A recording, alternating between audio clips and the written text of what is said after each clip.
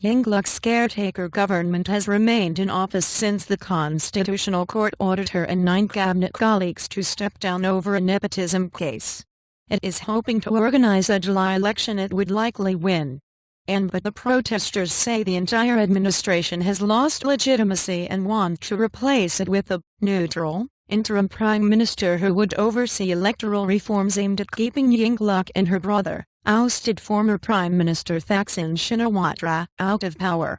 And former telecommunications tycoon Thaksin, who was overthrown in a coup in 2006, won huge support in the north and northeast with pro-poor policies, but he was increasingly seen as a challenge to the Bangkok-based royalist establishment.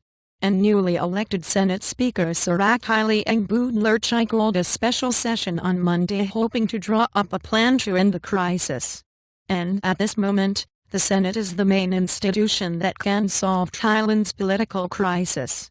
Thailand is facing its biggest crisis right now, Surachai told reporters. And protest leader Thaksin Shinawatra, a former deputy prime minister in a government run by the pro-establishment Democrat Party, has called on the upper house Senate, the Judiciary and Election Commission to step in and appoint a new prime minister. And we will discuss how to draw up a roadmap to get Thailand out of this situation, said Senate leader Surachai. A neutral prime minister has not yet been discussed as part of the roadmap. And not planning a coup, and the latest phase of a nearly decade-long struggle between Thaksin and the establishment has damaged Southeast Asia's second biggest economy and has even raised fear of civil war. And the military, which has intervened frequently in politics in the past, has stayed out this time despite calls from some pro-establishment forces for it to oust the pro-Thaksin government. And military heads have never mentioned a neutral prime minister, and this is not something they plan to get involved in, Win Taisuvari, a spokesman for the army, told Reuters, referring to the anti-government protesters' demand. And the military is not planning to stage a coup, and it will let politicians sort the country's problems out. And Thailand has seen 9 military coups since 1946, when King Bhumibol Adulyadej assumed the throne. The king, who is 86, has intervened to defuse previous crises but has not commented directly since this one blew up. And fears of violence and derided by his opponents as a corrupt crony capitalist who manipulates elections with his wealth. Thaksin, the last prime minister to be deposed by the army, lives in self-exile abroad to avoid a 2008 jail sentence for graft. And Yingluck dissolved the lower house of parliament in December to call an election she hoped would end the protests.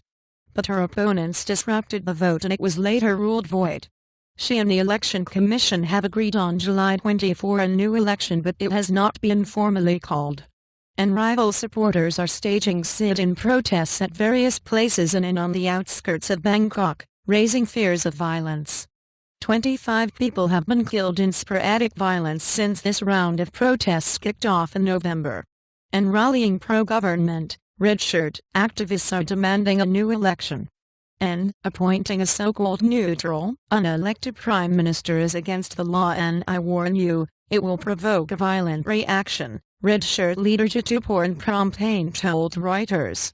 And Thai people know their rights. They are now politically savvy and will not accept a puppet premier chosen by the elite.